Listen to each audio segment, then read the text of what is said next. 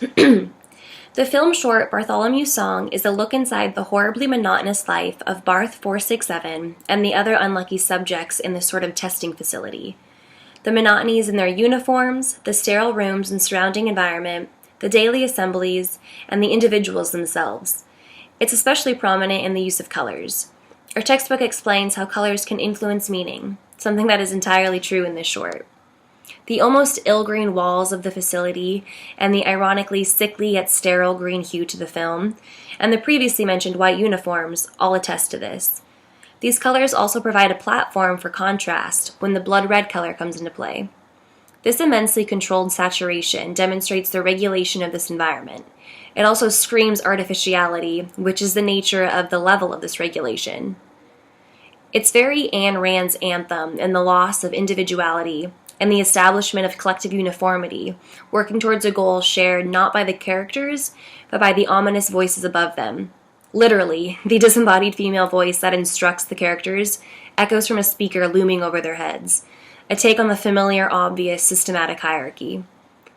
After establishing this sense of sort of robotic sameness, our protagonist Barth 467 deviates from this programming when he finds an isolated speaker and brings it back to his room. The scene is important because the audience is aware of this deviation and is watching the character understand the possibility of life beyond this. The speaker plays a song that begins to guide our protagonist to enlightenment, a theme that can be described as individual expression through music. That being said, sound is an important element of this short. There is little sound beyond those of the daily activities, something that adds to the dreary monotony. The contrast between these familiar repetitive sounds and the newly discovered song reflects the contrast between conformity and the newly discovered, or long forgotten, individuality. The intentional use of framing is seen in the linear cinematography. The slightly slanted horizontal divide provided by lines on the exterior walls of buildings, the tables on which they assemble the boxes, and their own linear movements across the screen creates a very Wes Anderson framing aesthetic that, not surprisingly, solidifies yet again the element of uniformity.